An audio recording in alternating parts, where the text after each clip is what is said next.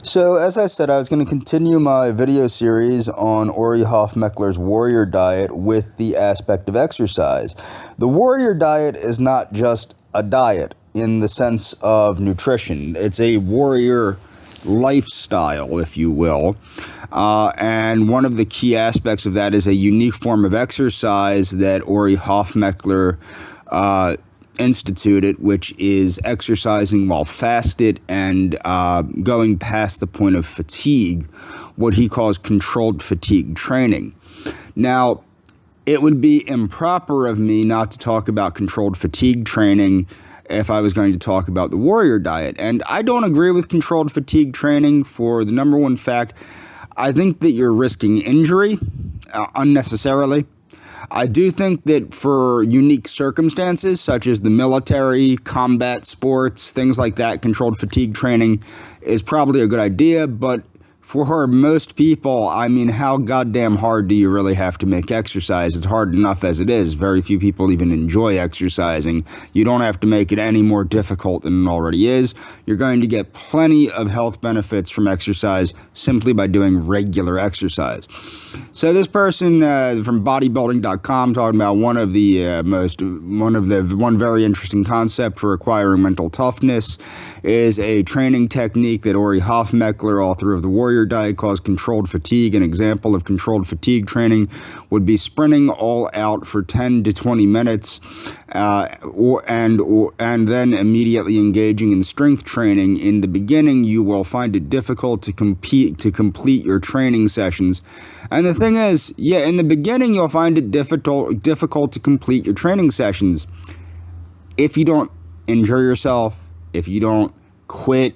Okay, so however, over time, you will adapt and you will be rewarded with a lethal dose of mental toughness.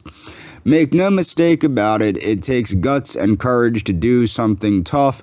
Look, anybody that has consistently exercised, particularly with heavy weightlifting or weightlifting in general, or any form of endurance training or anything like that, knows that regular training is pretty tough and it builds mental toughness. Okay?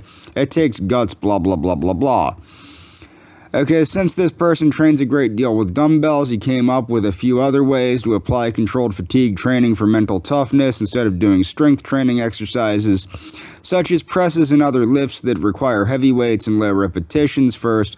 Do some high repetition ballistic exercises at the beginning. This is not really, like, what's funny about this is in old school weightlifting, how you would warm up is you would do a bunch of sets with light weight. Of course, you're not doing ballistic, and this is the thing, all this like herky-jerky stuff that a lot of these people encourage now, you're asking to hurt yourself. Okay? Now, before I continue, I forgot to start, I'm not a doctor, I'm not a dietitian, I'm not an MD, not a DO, not an ND, not a nutritionist, not a dietitian, not a chiropractor, not a nurse, not an LPN, not an RN, yada, yada, yada. Don't take this video as medical advice. It's not medical advice. So these are the following are a few examples of mental toughness routines that this dude came up with. 500 Hindu squats followed by 5x5 military presses, 5x5. So five times, 5 reps for 5 sets, one-legged squats, 5 reps for 5 sets, dumbbell press, dumbbell snatches, yada, yada. You can read this on your own.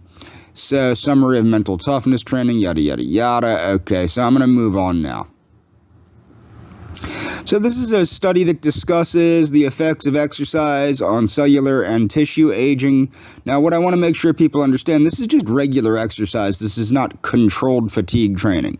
So the natural aging process is carried out by a progressive loss of homeostasis leading to a functional decline. If you take note of Morgan Levine's example of sand art, how everything's nice and orderly and then you shake it up, that's kind of how aging works. It's the loss of, it's basically it's entropy. It's the loss of order to chaos, essentially. Okay, so you get chronic type 2 diabetes, yada, yada. Okay, introduction. Exercise is a lifestyle intervention with known anti-aging effects capable of counteracting several of the hallmarks of aging, including senescence and age-associated inflammation. Okay, adenosine monophosphate, activated protein synthesis. Okay, AMPK, type 2 diabetes. Exercise is known to be an effective lifestyle intervention for type 2 diabetes since it improves metabolic control. However, to consider the effects of exercise from a cellular aging point of view is a conceptual change in how physical activity is envisioned as a therapeutic tool for diabetes. Herein, the anti-aging effects of exercise are reviewed from a tissue and cellular level, its effects upon the individual hallmarks of aging, and how AMPK can integrate. Now remember, a lot of the calorie restriction mimetics, okay, they activate AMPK, things like quercetin, things like resveratrol. A lot of these things activate AMPK and also SIRT1, but what you have to take into consideration, exercise does this too. Exercise is itself a calorie restriction mimetic.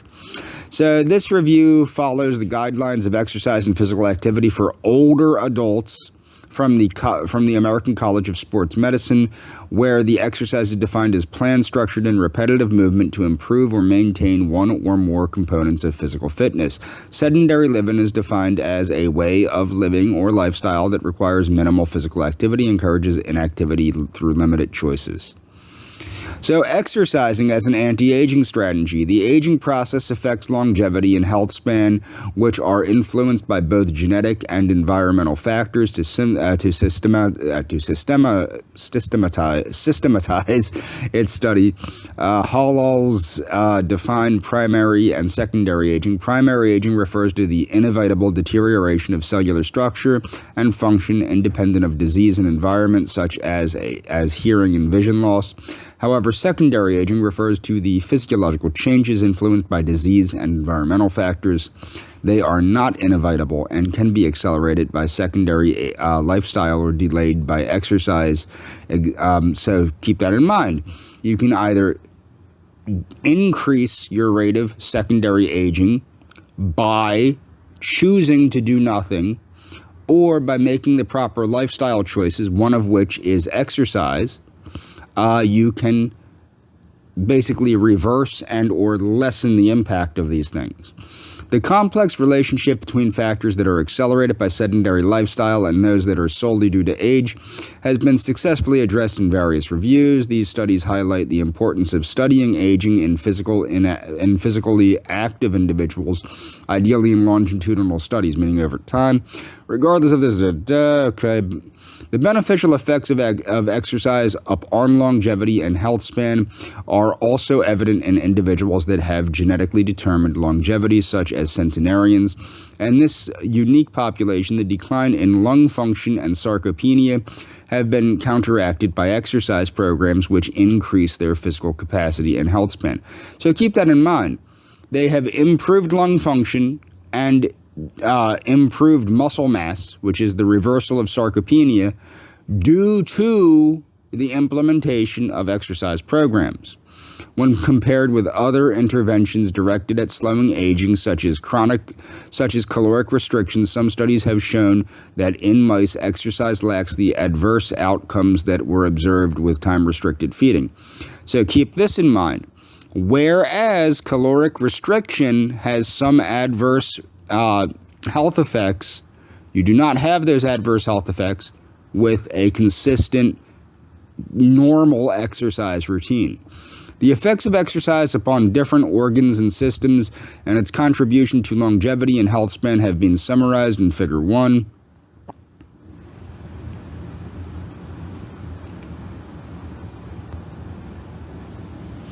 So as we can see here, you have the executive function and memory goes up, VO-max2 goes up, gluconeogenesis, fatty acid metabolism goes up, glucose uptake and muscle endurance goes up, muscle loss or sarcopenia goes down, inflammation,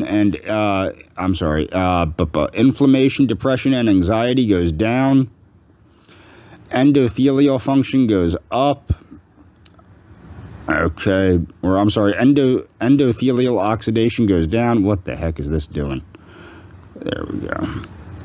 Insulin secretion goes down. Glucagon secretion goes up. And I don't know. Reset this. Okay. Osteoporosis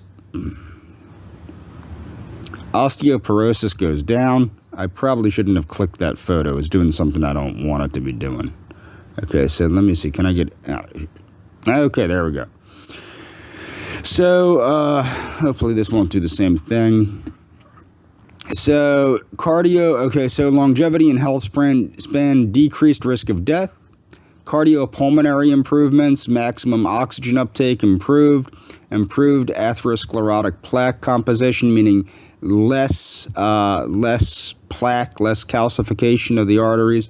Prevention, improved function, outcome in patients with heart failure with preserved ejection fraction, improved progenitor cell functional capacity, decreased endothelial oxidative stress, improves vascular endothelial function, increased stem cells, prevention of age-associated muscle degradation or sarcopenia, reduced physical disability, reduced sarcopenia, improved muscle endurance, enhanced balance and motor coordination, improved skin structure, increased bone formation, decreased osteoporosis, improved executive function and memory, prevention of Alzheimer's disease and other neurodegenerative diseases, improved neurogenesis, neurotrophins, growth factors, and synaptic markers, decreased inflammation, restoration of retinal ganglion cells, preservation of neuromuscular junctions, relaxation, decreased anxiety and depression,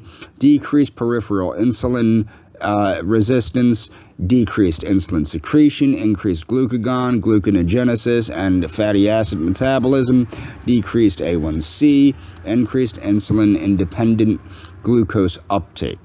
So, as you can see, the cardiovascular disease is a major cause of mortality worldwide, and sedentary lifestyle highly contributes to cardiovascular disease burden. Cardiorespiratory fitness as measured by the maximum oxygen uptake, VO2 max, which means how much oxygen you're taking, is a strong and independent predictor of all-cause mortality. However, and that was determined by Dr. Kenneth Cooper.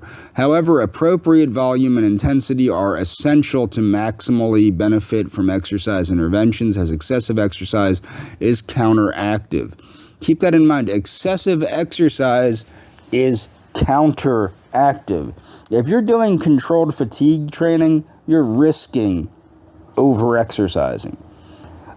Several publications have studied marathon runners, for example, of strenuous and endurance exercise. There is general consensus that vigorous exercise acutely and transiently increases the risk of sudden cardiac death.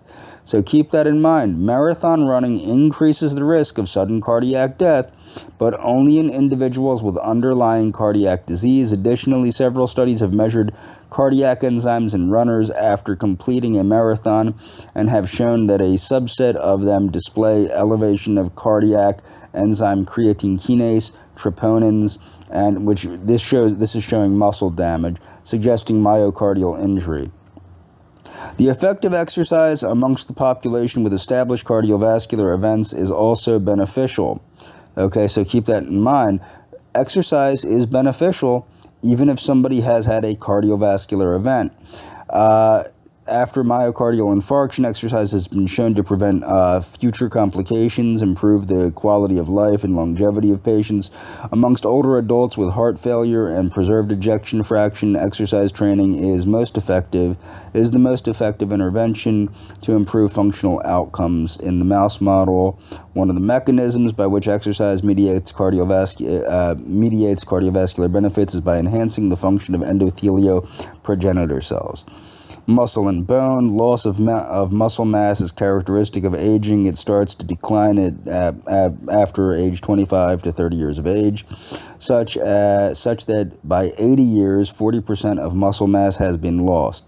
This is thought to contribute to a wide array of age-associated pathologies such as frailty, weakness, loss of function, metabolic syndrome, cancer, Alzheimer's, Parkinson's disease, and is believed to be secondary to the loss of myokines, meaning muscle-derived growth factors, and cytokines that modulate systemic physiology, Progressive skeletal muscle wasting is known as sarcopenia and is characterized by decrease in muscle cross-sectional area due to reduction of fiber number and its atrophy, meaning the reduction of muscle cells, and they're smaller from disuse. Regular physical activity is the only efficient intervention to prevent and treat this age-associated degeneration. Aerobic endurance training improves peak oxygen consumption by 10 to 15%, while resistance training increases muscle strength and mass. On a mechanistic level, exercise reduces sarcopenia by decreasing inflammation and increasing anabolism and protein synthesis. Bone is another tissue. This is another thing to increase. You need to increase protein synthesis to build muscle. This is another reason why protein, for example, reducing your protein intake is not necessarily a good idea. Bone is another such. Some people encourage that. It's not a good idea. Bone is another tissue profoundly affected by secondary aging, loss of bone mass and strength characterize the aging process, predisposing to the onset of osteoporosis and fractures. Exercise interventions are a long-term strategy to maximize bone mass. Now, what I recommend is people read a book called Regaining the Power of Your Youth, Regaining the Power of Your Youth by Dr. Kenneth Cooper. You can buy it cheap, used. It's a good book, and it shows the different types of exercise and how they affect the body positively. Peripheral and central nervous systems. Chronological aging is associated with a decline in cognitive memory and executive functions. Some of these changes are thought to be due to primary aging and are therefore not amendable to interventions. However, a subset of age-related changes is thought to be due to secondary aging and therefore is influenced by a sedentary lifestyle and exercise. High levels of exercise have been associated with better executive function, meaning you can think better and you have better memory. And cross-sectional and longitudinal analysis. Retinal ganglion cells, which become vulnerable to injury with advancing age, with resultant impaired vision, are also restored by exercise in mice. So exercise is good for your eyes too. Okay, metabolism and glucose control. Several metabolic alterations accumulate over time, along with a reduction in physical fitness, suggesting the existence of a metabolic clock. Again, this is why I highly suggest people read Dr. Morgan Levine's book, True Age, where it talks about how different systems of different people's bodies age at different rates, and the importance of understanding these different epigenetic clocks. The beneficial effects of exercise upon glucose metabolism are well known and have been thoroughly studied. Converting increased physical activity is one of the pillars of treatment of type 2 diabetes. The human body reacts to an acute bout of exercise by decreasing insulin secretion and increasing circulating glucagon, leading to improved insulin sensitivity and decreased glycosated hemoglobin, meaning it's stopping the cross-linking of the hemoglobin. Genomic instability. Genomic instability is one of the hallmarks of aging. It's the shaking of that little sand art. So age is characterized by the accumulation of lesions in the DNA and defects in the nuclear architecture, leading to genomic instability. These are the result of exogenous physical, chemical, and biological agents and endogenous factors that result in mutations, translocations, chromosomal gain and losses, telomere shortening, and gene disruption. Exercise minimizes these lesions, so it helps to protect the DNA. Telomere attrition. So this is about the shortening of the telomeres. Telomere stops the shortening of the telomeres. Exercise stops the shortening of the telomeres. It slows it down. Epigenetic alterations. Exercise is capable of inducing widespread epigenetic changes. General loss of histones, imbalanced histone modifications, transcription. Okay, so physical activity increases DNA methylation, causes histone modifications, and induces miRNA in muscle, brain, and the cardiovascular system. Acute aerobic exercises decreases methylation, so you have a very real reduction of the epigenetic age if you're exercising. Loss of proteostasis. Some age-related diseases are linked to impaired protein homeostasis, known as proteostasis. Cell autophagy is one of the mechanisms of degradation and recycling of damaged macromolecules and organelles, and its alteration can lead to disease. Although human data are still scarce, muscle autophagy markers are upregulated after exercise training. So when you exercise, you induce autophagy. So remember, caloric restriction and protein restriction are not the only two ways to induce autophagy. Another way is exercise. Antagonistic hallmark, deregulated nutrient sensing, insulin. Okay, so as humans age, the loss of muscle mass occurs due to acute changes in net protein balance, particularly in the myofibril protein fraction, and exercise regulates the nutrient sensing pathways. Mitochondrial dysfunction, the accumulation of mitochondrial damage due to radical oxygen species generated from the electron transport chain, is the base of the mitochondrial theory of aging. It has been known for a long time that exercise increases mitochondrial content, meaning it increases mitochondrial biogenesis. You have more mitochondria. Cellular senescence is linked to other mechanisms of aging. Okay. So in some settings, exercise-induced senescence is beneficial, such as, exercise enhances telomere length and reduces the expression of apoptosis regulators. Integrative hallmarks, stem cell exhaustion, a decline in the regenerative potential of tissues is expected with age, specifically a decline in satellite cells.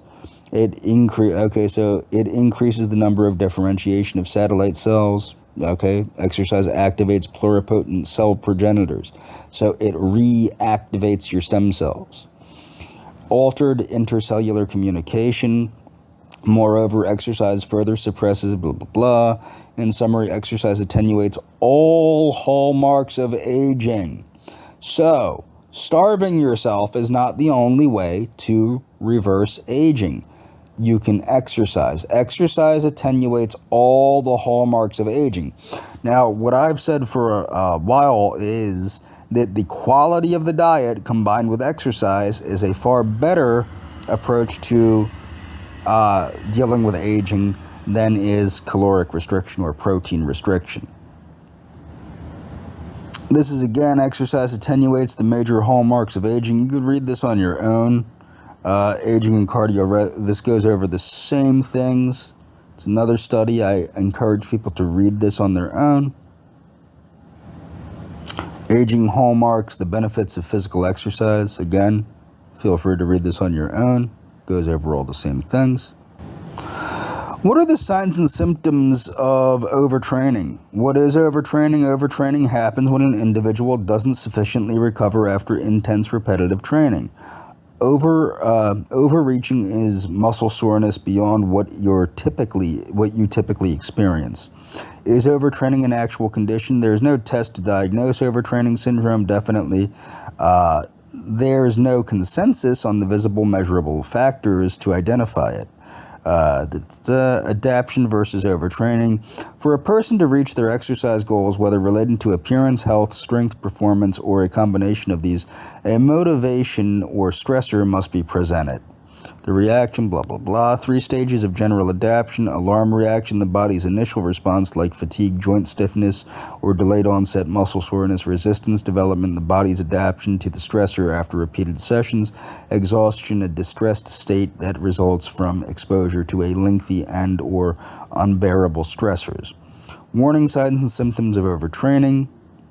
Delays in recovery from training, leg muscles that feel heavy even at lower exercise intensities, capacity to train or compete at a previously manageable level, or incapacity to train or compete at a previously manageable level, performance plateaus or declines, reflections on skipping or cutting short training sessions, uncommon muscle soreness after a workout, lifestyle-related signs of overtraining, absence of energy, decreased motivation, moodiness, increase in tension, depression, anger or confusion, inability to relax, lengthy general fatigue, not feeling joy from once satisfying things, poor quality sleep, health-related signs of overtraining, constipation or diarrhea, heightened occurrences of illness, high blood pressure and at-rest heart rate, irregular menstrual cycles, missing periods, weight and or appetite loss. How to recover from overtraining, blah, blah, blah, rest, nutrition. This is one of the reasons protein is a big thing, okay? Have you been deprived of calories, protein, vitamins, and minerals? Keep that in mind, especially the protein, vitamins, and minerals. Not just calories in general, but especially protein, vitamins, and minerals. You have to understand, if you're going to push your body, you need the right stuff to rebuild it. And the thing is, if you do, and calories are important too, you do need enough calories to fuel things, but you also need that protein. That's a building block. Mental health, taking time off from training can be emotionally challenging, blah, blah, blah, gradual return. You get the idea. You can read this on your own. So what kind of training do I recommend? Well, okay, the kind of training that I recommend is doing bodybuilding type training that involves cardio, flexibility, and strength training. This is Aaron Stern's playlist on how to train the muscles. Aaron Stern is a popular figure champion, two-time former Miss Olympia. I encourage people to check out this.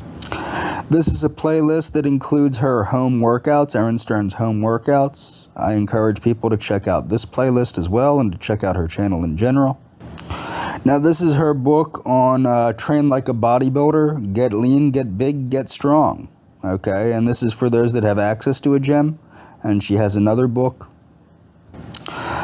So this is how to train like a bodybuilder at home, get lean, get strong, and get strong without going to the gym. And she goes over how to train at home with minimal equipment to get in shape. Okay, so this is the reason I'm using her as an example here is because I'm familiar with her work. I've followed her for years. I encourage people to follow her channel. I encourage people to purchase her products. I think that she promotes stuff that's worth buying, okay? And you don't even have to buy it, honestly. You can watch her channel and learn from her without even buying anything. But, I mean, if you feel like doing it, I would highly recommend particularly this book. The thing with bodybuilding is going to show you, if you learn how to train like a bodybuilder, it's going to show you about how to eat properly, how to train properly, and and especially with Aaron, because I already know this, it's not going to lack mobility, and it's not going to lack cardio. It's not going to lack any one component of total fitness, okay? So keep that in mind. That's one of the things about bodybuilding is, if you're doing it right, and as I said, Aaron was a figure champion, so a lot of that, you're implementing a lot of the stuff that's no longer stressed by like the muscle magazines. And what do I mean by that? It implements a lot of the mobility training. It implements the cardio training. It implements a lot of the things that are not necessarily popular in the meathead magazines. So this is Dr. Kenneth Cooper. This is the guy that literally invented the term aerobics, okay? This is the guy that invented the term aerobics, Dr. Kenneth Cooper, founder and chairman of Dallas-based Cooper Aerobics and Health Wellness headquarters, with an emphasis on prevention and preventative medicine. Spoke, blah, blah, blah, more than 200. Cooper said that according to Dr. Cooper's research, exercise can be used to reduce fatigue in patients undergoing cancer chemotherapy. In addition, results from the Cooper Clinic show that exercise improves physical function and health-related quality of life for a person with Parkinson's disease, he said. Cooper closed the presentation by giving advice to improve the overall well-being of older patients, recommending 150 minutes of moderate, not intense, not controlled fatigue training, moderate exercise per week. Okay? So in closing, I wanted to cover the benefits of aerobic exercise. And this is what's interesting, as we know from Dr. Cooper's research. Brisk walking is aerobic exercise. So keep that in mind. So brisk walking, swimming, heavy cleaning and gardening, whatever. I don't consider heavy cleaning or gardening to be exercise, but running, cycling, playing soccer. The reason why I don't consider heavy cleaning or gardening to be a good way to, they're not a decent form of exercise. They're not continuous exercise in the sense if you ever watch yourself cleaning, you go from intensity to non-intensity, and it's not very intense at all. It's less intense than walking, at least the way I clean. Okay, I don't know how other people clean. I know that it doesn't take me all that much effort to clean. Improved cardiovascular health is one of the benefits. Lowers blood pressure, helps regulate blood sugar, reduces asthma symptoms, reduces chronic pain, aids in sleep, regulates weight, strengthens the immune system, improves brain power, boosts mood, reduces risk of falls, safe for most people, including kids, affordable and accessible. Is aerobic exercise safe? Yes, of course it is, but talk to your doctor first. The takeaway, most people should aim to get around 30 minutes of moderate cardiovascular activity at least 5 days each week. This works out to around 150 minutes or 2.5 hours per week of exercise. You can mix up the intensities and activities to keep it interesting. Okay. And I'm going to close this on that. What my point is you don't have to do controlled fatigue training. You don't have to do intermittent fasting. You don't even really have to do aggressive caloric restriction. But what you do have to do is eat a healthy diet. Eat a health promoting diet. People know what that is, and if they don't, there's links in the description. And they can also, of course, engage in physical activity pretty much every day of the week. But it doesn't have to be controlled fatigue training or any kind of crazy training, and it shouldn't be anything that's going to injure you. And that's all for this video.